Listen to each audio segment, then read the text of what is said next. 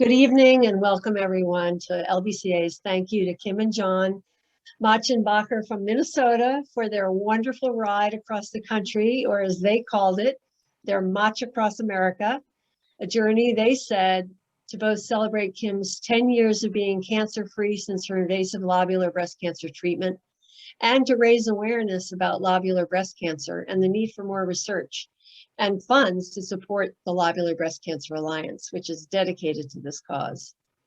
My name is Lori Hutchison, and I'm the Executive Director of the Lobular Breast Cancer Alliance. And I'm so happy, first of all, Kim and John, that you made it safely on your 1,465, I think, mile ride from Astoria, Oregon to Chesterfield, Virginia in 90 days, record time, in mostly 90-degree heat too, I heard. Please know that I and everyone involved with the Lobular Breast Cancer Alliance are also very grateful for the more than $20,000 that you've raised for the Lobular Breast Cancer Alliance so far through your remarkable and inspirational journey. We're looking forward to hearing the stories you have to share in just a minute. It's our hope that this evening will be a nice welcome home for you and a chance for a lot of the people who are cheering you on along the way to hear from you and honor you. So our plan for tonight is that we're going to see a few pictures from the ride, and then we're going to ask Kim and John questions from all of you, some of which we received ahead of time, some of which we'll see coming into the chat. And we're recording this event, so if you don't want to be seen on the recording, we ask that you keep yourself muted. And now I'd like to introduce you to LBCA's staff. They're going to help navigate our Motch across this evening. They are Development Director Julie Turner and Communications Director Colleen Fitzwater. Would you both just say a quick hello? I think you can unmute yourselves. Good evening, everyone. I'm Julie Turner. And hi, everyone. I am Colleen Fitzwater. Nice to see you all tonight. And now, Kim and John, before we get started with the brief montage from your momentous ride, would you please also just say a quick hello? Go ahead.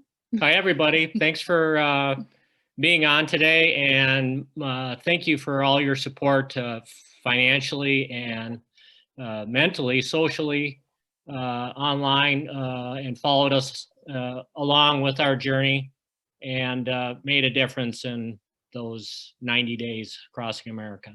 Yeah, absolutely. Thank all of you. We couldn't have done it without you. Great. So now we're going to get a quick look at this wonderful montage of your incredible ride.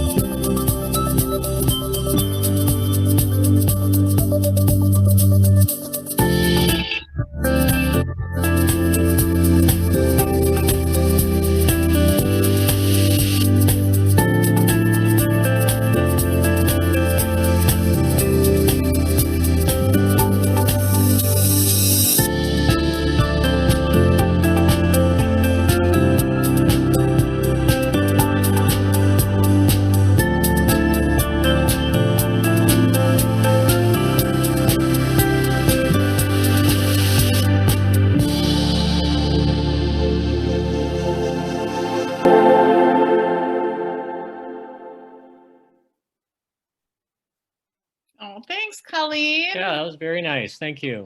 You're didn't know welcome. That I was gonna need Kleenex. Oh, it brings back. So now I think, Julie, you're gonna kick us off with some questions that we've got a lot of people who care about. Yeah, these are great questions. So good evening, everyone. Again, my name is Julie Turner, and I've had the pleasure of getting to know Kim and John over the last few months as they were preparing for this ride. I've been following their blog, and actually I had the really great privilege of being able to see them both when they came through Missouri, which is where I live, and so that was fantastic. So I'm going to ask Kim and John a few questions that you've sent in, along with ones that we had thought in advance that would probably be pretty helpful. And then again, if you have any questions that you would want to still be addressed, just go ahead and put them in the chat, and then Colleen and I will be monitoring that. So let's go ahead and get started. So Kim and John, for those of us who may not be familiar for the impetus, the motivation for your adventure, remind us what made you decide to embark on this journey? As my grandson would say back in the day, we rode our bicycles everywhere. And so it's been a part of our lives, riding our bikes. But 5 years ago, we saw a couple riders coming through our small town of Chaska, Minnesota, and they were in their mid-20s, and we got talking to them, and they were really our initial inspiration for taking on a trip of this magnitude. And it's interesting, just the smallest of moments, how they can affect your lives. Wow.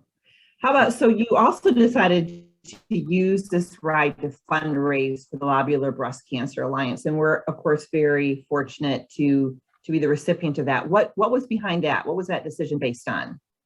I think that was a little bit part of what made me more interested in the trip. I think I wasn't completely convinced to do it. I wanted to do something a little bit bigger, look beyond ourselves, and find an organization that could benefit from our efforts. And that's when we decided to contact you guys, the Lobular Breast Cancer Alliance, since I was at that time a 10-year survivor. And so I reached out to Lori, and we just got the ball running, and it just felt like a really good fit right from the beginning. And I mean, you guys have been wonderful to work with. And so, yeah.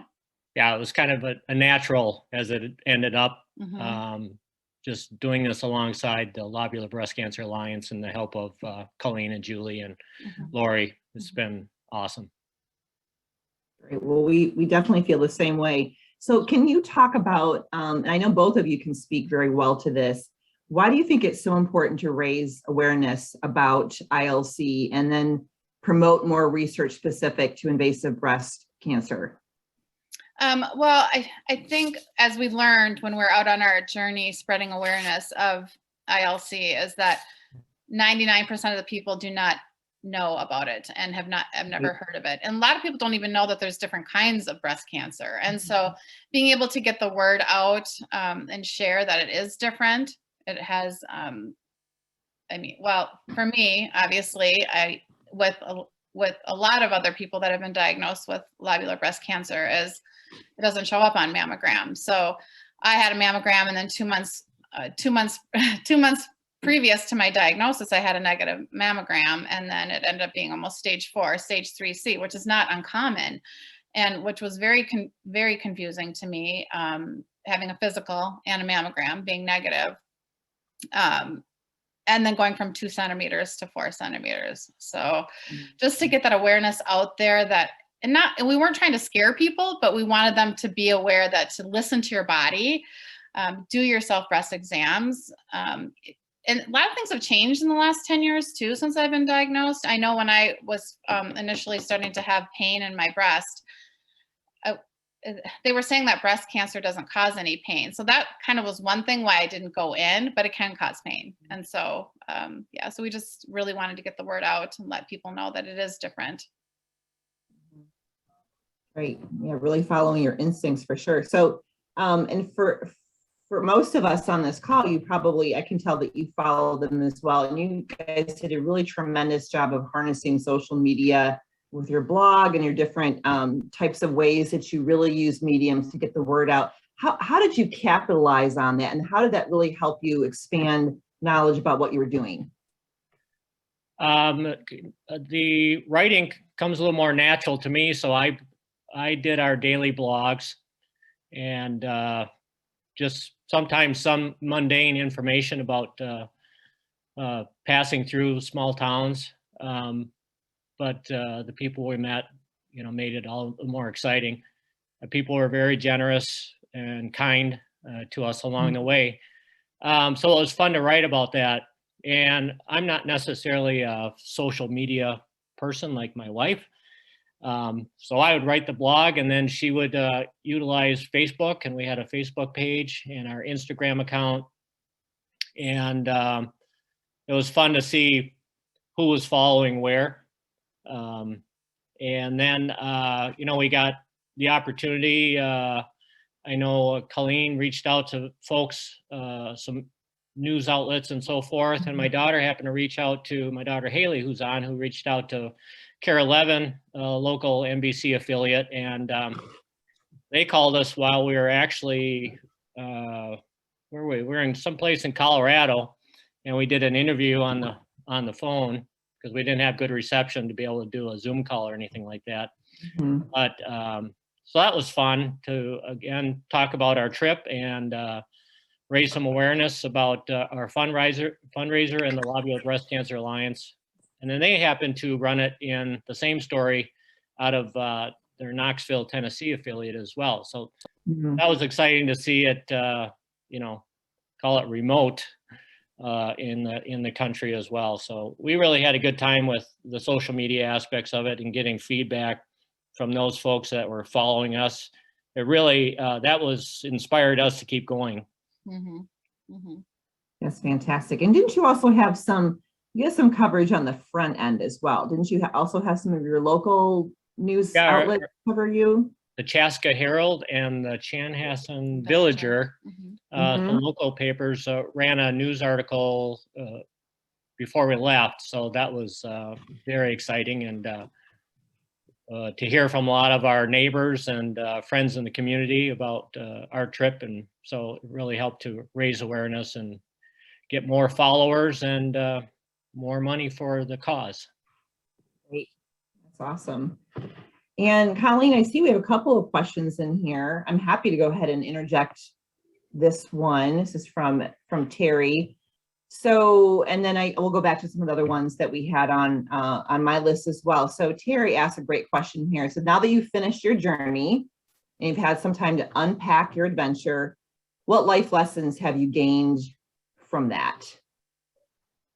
Well, I think the big one that really shining and glowing thought that we all have a lot in common as we met people across the country in different states and bigger communities and small town rural America, that we just have to remember that we all have so much in common rather than focusing on our differences that seem to be spotlighted in the news today. So I know I wrote a couple moments about that, we just need to reach out to our neighbors and talk and, we can disagree, but we still remember that we are neighbors and friends and family and so forth, Americans.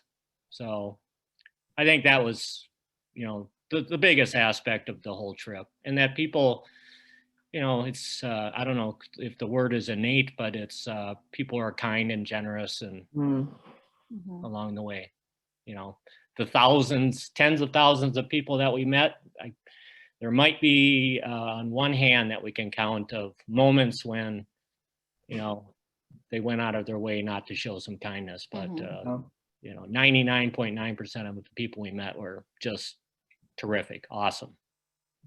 That's fantastic. And I think to add to that too, as far as life lessons, I think we're still processing a lot of it, and new ideas and thoughts come to us every day. And I think that it's going to be continuous, the lessons and the thoughts and the memories of all of it. I'm jotting down thoughts as they come across, but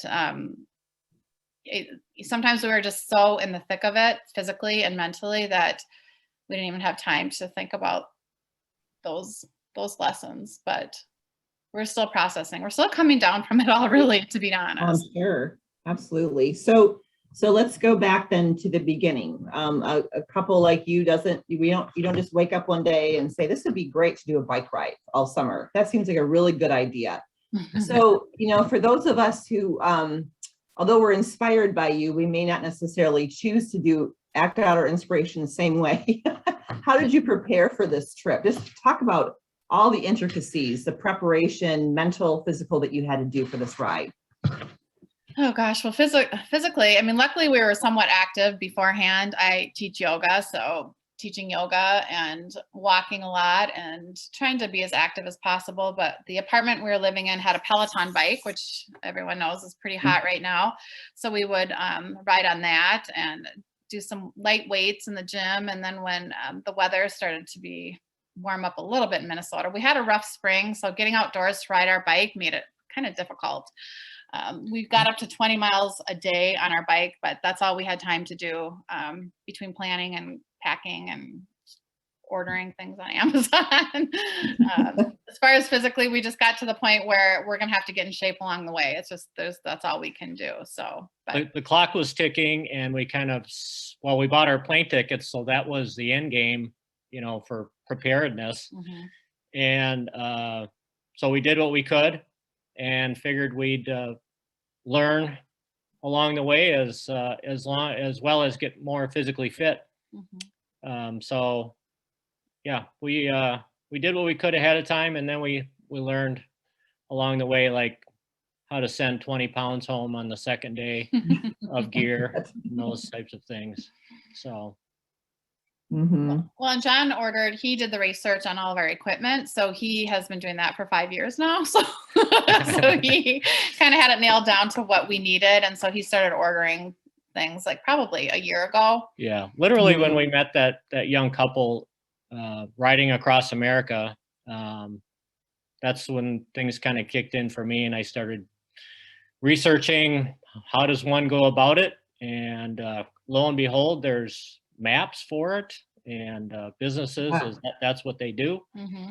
And it kind of started from there. And we're just novice, really. We're novice bicycle riders. We're not hardcore, but it just goes to show you that in life you can make decisions and move forward. If that's what you really want, you can do it.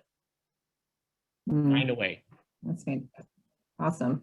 So I think, I remember the day that I saw you, and I don't necessarily think that people, I know yes. Let's do that. So you obviously experienced some really difficult terrain. Certainly you would have expected that through the Rocky Mountains, maybe not through the very otherwise mild Ozark Mountains in Missouri. So you definitely had some moments where this was just maybe more than you bargained for. So how'd you get through that? Well, our motto really in our 34 years of marriage, through thick and thin, is that, when someone's having a downtime or a hard moment or moments in life, that the other one has to be the strong person. And that's kind of what ended up getting us through again. Mm-hmm. Right? Yes, you were more up.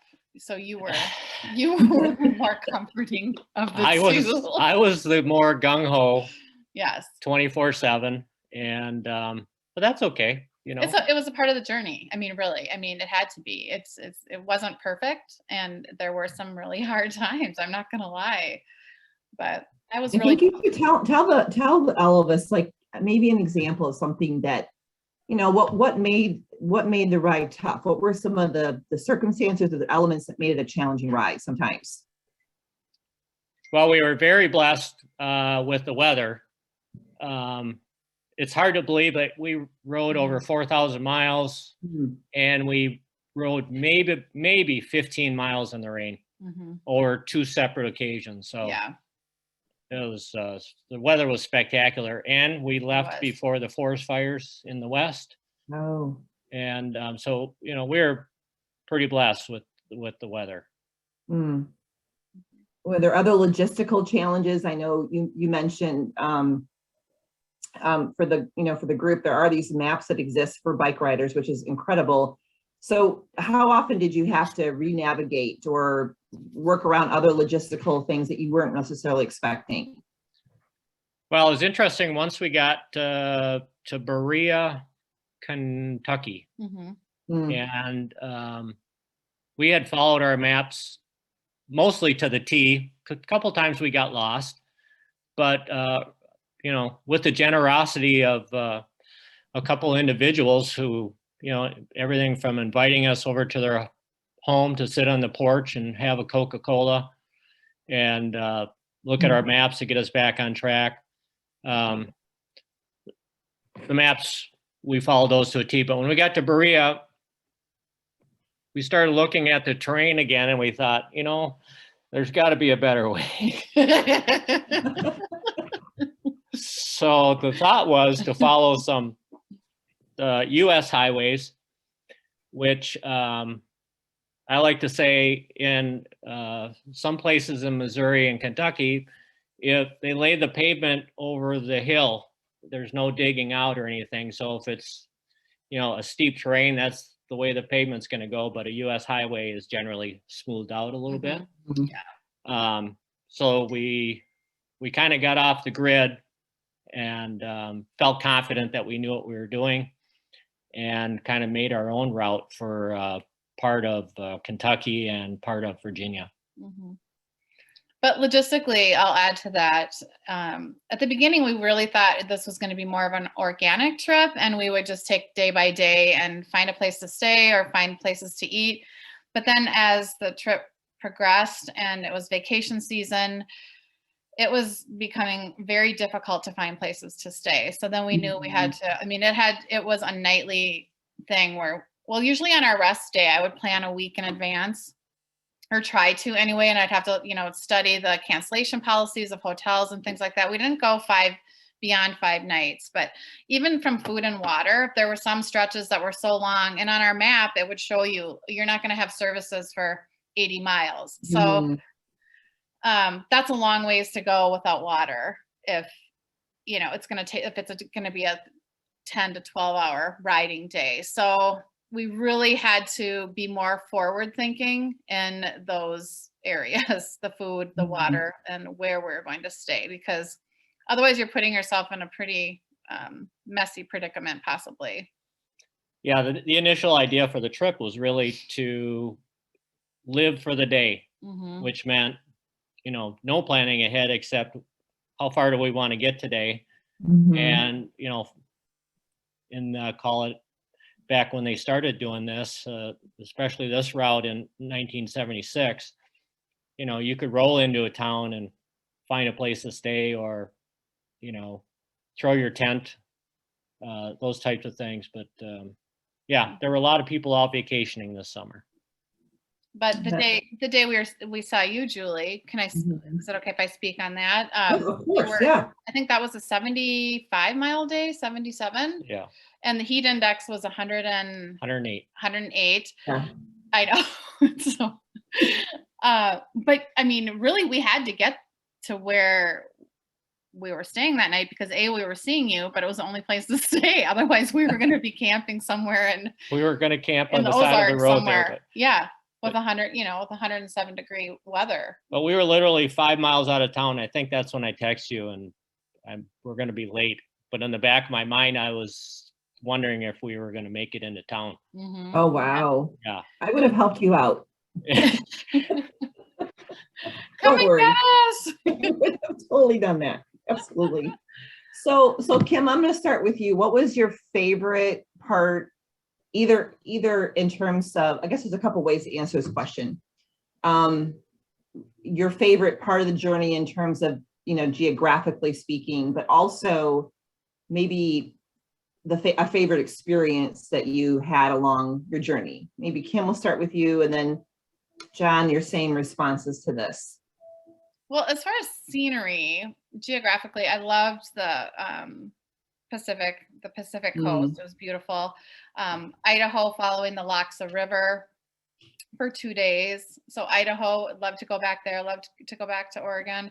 And then the Tetons, the Grand Tetons were absolutely stunningly beautiful. Would love to go back there. And I loved going through Breckenridge. Would love to vacation there sometime. It was very beautiful. It was difficult riding because we had a summit that we had to climb then.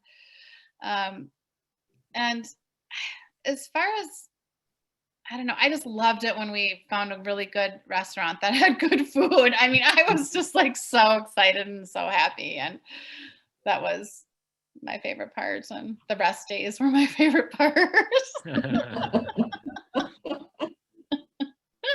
That's awesome. I'd say as far as scenery, I've always been a big fan of Montana, and that was beautiful. And as much as I disliked riding my bicycle across Kansas because my hands hurt so much because we didn't change riding positions because it was, call it, more level. Nothing's really flat, but it was more level, and so that physically that hurt my hands a lot. But the scenery was just beautiful, and a lot of what we saw, it felt when we were alone on the road, it was kind of like we were in our own movie, just looking out, and we had time to enjoy what was around us versus following the white line and being aware of what cars were behind us. And then, as the other experiences I mentioned before, is just the people that we met along the way. It was always interesting to versus just say hello, almost like say something where somebody had to respond. So I used the "how's your day going" type of deal.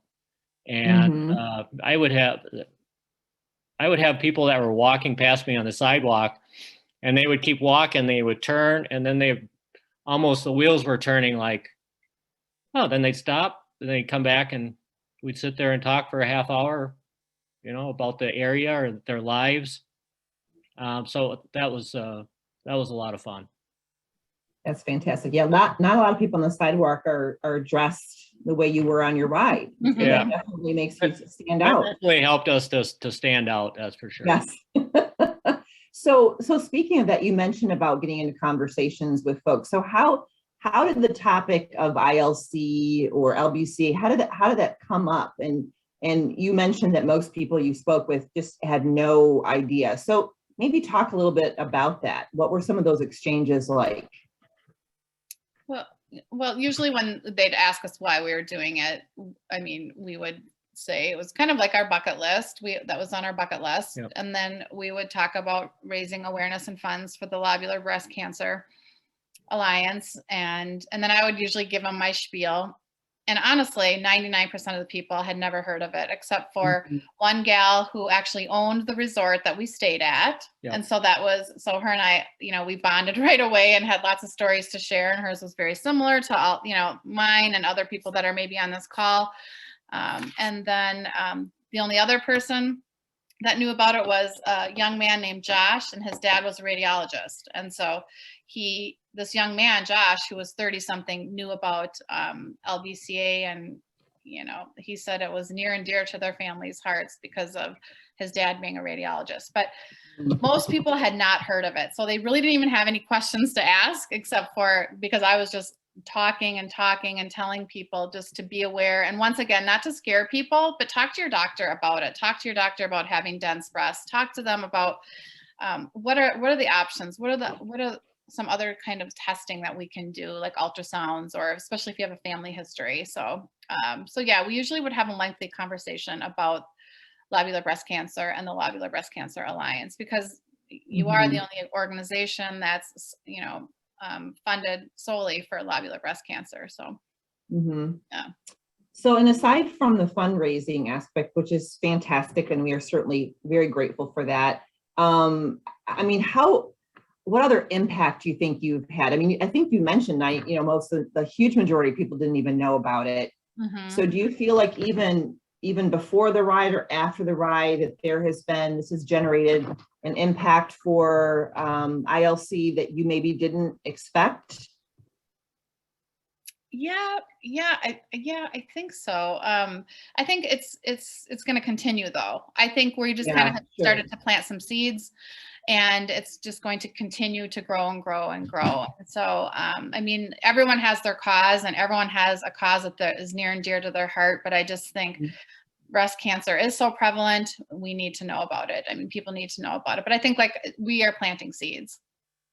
Absolutely, and that's fantastic. And I think I might know a little bit about what your answer to this question will be, but what were you anxious about getting home for?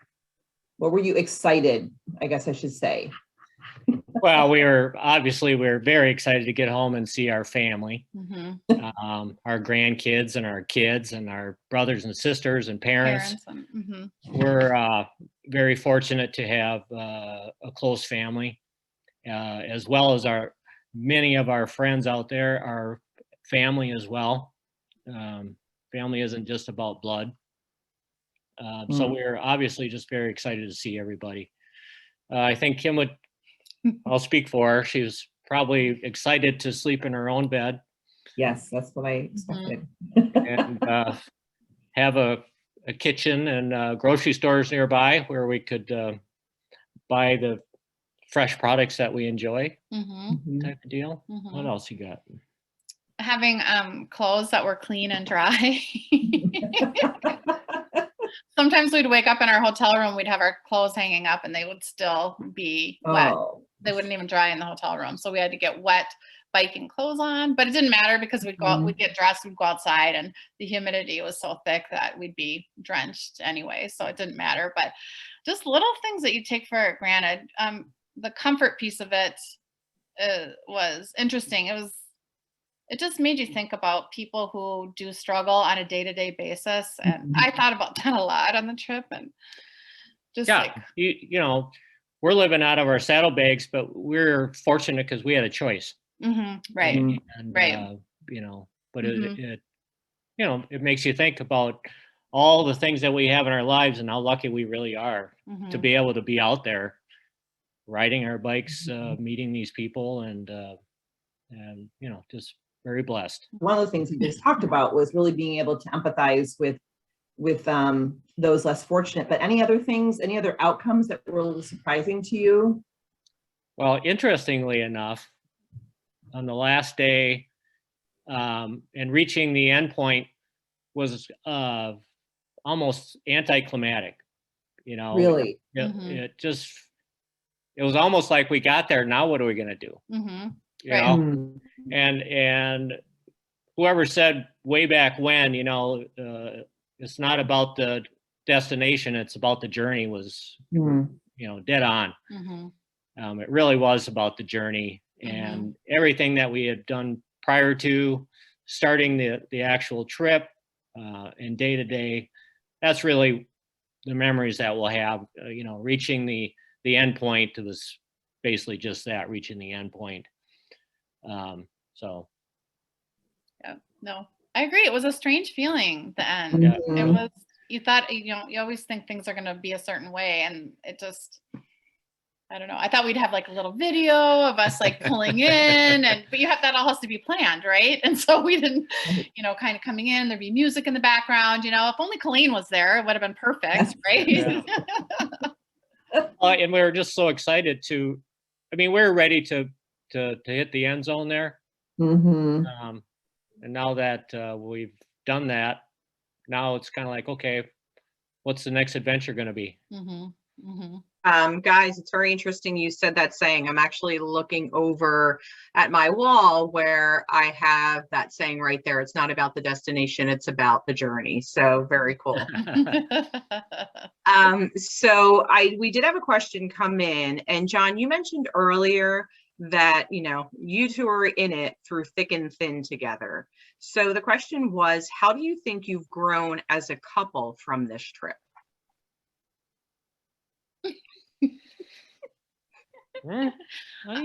Well, we now know that I have a very wide range of emotions and John's more even keeled, which we didn't really learn that. We already knew that.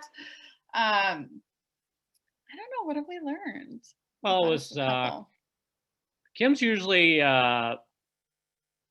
more right than I am, and she let me have this journey.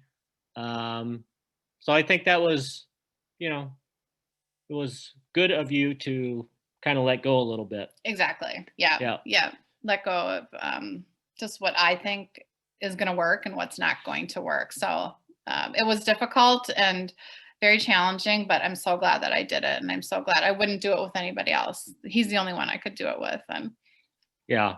Yeah. It was, he was a rock star. He really was. I don't think we could have, it really wouldn't have worked with anybody else.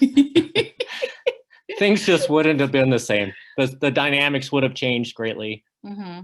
And just the fact that we had our saddlebags and, you know, it was up to us every moment of every day. So, Yeah, I think it just reassured that we're going to make it.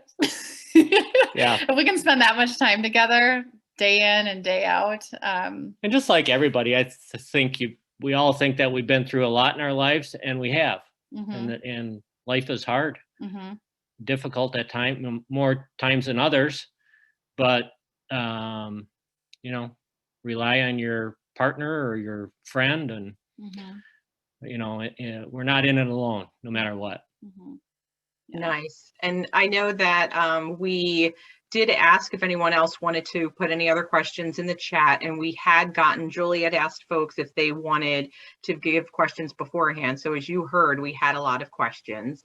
So I'm just going to give anyone some final time to write any other final questions in there, and why they're doing that, or if we don't get any, that's fine too. We'll just end a little bit early. So you've done this together, and I think of that show, The Amazing Race. Are you guys ready to take on The Amazing Race now? Go around the world? That's a great idea. That's funny that you would mention that, because at times I felt like I was on the show Survivor or Amazing Race. I mean, really, it was just the survival of the fittest at times. A cross between the two. Yes. Mm-hmm. Yeah, there's a lot of people that have started this adventure, the Trans-America Bicycle Trail, and didn't make it for whatever reasons.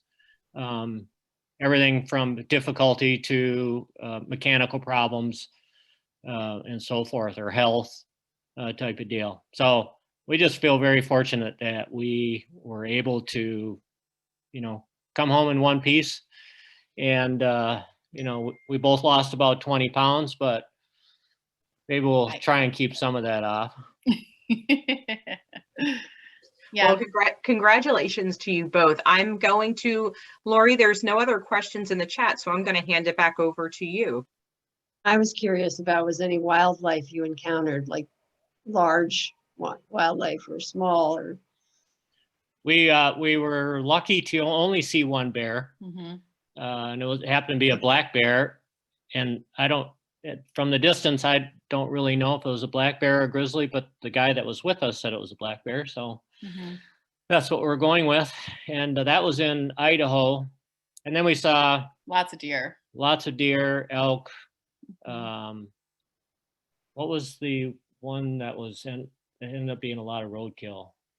Oh, what is that, Julie? That I'm having a brain freeze here. That animal, the roadkill that you always see, and Armadillo or yeah, Armadillos. lots of armadillos. We Yeah. have possum. Yeah, Wow. armadillo are not pretty roadkill, that's for sure. No. No. Yeah, I heard of elk, and We only got chased by maybe 5 or 6 dogs, mhm. which you hear a lot about, you know, from Berea through to Virginia, dog incidents. And we got close a couple times, but we made it through. Yeah, they'll chase you down. They'll nip at your panniers, try to get you. So, but Oh. They didn't get us. We're too fast. I'm yelling at Kim like, ride, honey, ride. And did you wind up camping ever? Using your tent much? Yeah, we camped about a dozen times. Mhm. We thought it was going to be about 45 times, Mhm. but the enjoyment of camping kind of wore off as we got east and it got hotter. Mhm. Plus, it And was how, go ahead. it was a lot of work after riding your bike 40 to 70 miles a day, and then to set your tent up and then get your mattress blown up, and then you'd sit down to relax with your peanut butter and jelly that was sitting in a bag for 5 days and no beer to crack open. You know what I mean? It was like, okay, let's just go to bed. And then right away, so, morning, just pack up and go again. So it took a lot out of us, the camping piece of it. Well, it was beautiful, and you really were closer to nature, obviously, when you're camping. I felt like when we were camping, we were more in it, more in the experience. But Yeah. it was exhausting. We did camp in Montana for 3 days with our son Colton, which was a very memorable part of our trip. So yeah, we camped there because we couldn't find anywhere to stay with him. So we camped. A lot of times when we camped, it was out of necessity because we couldn't find anywhere to stay. We stayed in five churches, Yeah. which was just the generosity in their ministry. To have bicyclists stay at their churches was really amazing. And just they'd show us around, and I think 4 of them actually had refrigerators and Kitchens. and they said, here's the bike, here's where all the bike food is, and make yourself at home, and left us alone. Church doors are wide open 24/7, and it was just really cool. Yeah, that was amazing. So, and one last question from me, and there's still no others, so I will release you probably, but I'm just curious in general how you spent your days off and how you decided to do them, and were any just in the wilderness? The the idea of this trip, we thought we'd have more experiences sightseeing at what was around us, and we soon found that we weren't interested in going off track and putting on any additional unnecessary miles. And so we tried to plan on a rest day. Every 7th day was the ideal, and we went anywhere from 6 to 8 days, I think, type of deal. But the rest day was spent, if we could, washing clothes and finding something decent to eat and getting some rest. And then I usually would work on our lodging for the next five nights, which took a considerable amount of time, surprisingly. And I don't know, sometimes we'd take a nap, but I don't know, the day flew by. We were never bored, ever. And make phone calls too. Get caught up on phone calls because we usually had good reception. And we usually, had Wi-Fi, so we could work on our computers too. Yep. Yeah. So some hotels didn't have good Wi-Fi, and so that wasn't available. Yeah. Well, I don't see any more questions from people, and any last thoughts before we thank you and sign off? Well, thank you to all of you. Thanks for coming tonight. Thanks for taking the time to be here, and love seeing. Oh, is there something? There is a question. Somebody wants. It looks like Sally wanted to know. I guess if not the Amazing Race, what next? What next? Get back to real life, I think right now is our main goal. We have a couple more speaking engagements, and so kind of get more organized for those. And we haven't actually even looked at each other's pictures thoroughly yet. So he has a bunch of pictures, I have a bunch, so we need to work on that. But yeah, just get back to reality, and then possibly maybe think of our next journey, which would probably maybe be a week or 10 days long. All rest, right? Yeah, and I would add to that I don't want to get back to real reality. I want to try to use this to, I don't know, find a new normal. Mhm. Yeah. That makes Well, sense. that's really nice. And again, we're so grateful for you for inspiring a lot of people to maybe not ride cross country, but maybe do their own campaign. People like Absolutely. you who really feel the cause, and you've really given us incredible publicity. You know, I think maybe the first time that lobular breast cancer has ever been in the mainstream news and on TV. And I really feel like your seeds were huge that you planted. So we're very grateful, and we're so glad you, I think, enjoyed the whole thing. Certainly have lots of memories, and thank you so much for sharing more of them with us tonight. Well, yeah, thank you, Lobular Breast Cancer. Your support was tremendous. And then all those folks that followed our trip and donated, you know, you inspired us too. Absolutely. Yeah. Absolutely. You guys all kept us going. That's for sure. And Thank you all. Thanks Oh, for go ahead. believing in us. Yes. No, thank you. Absolutely. Thank you all, and everyone have a very good night.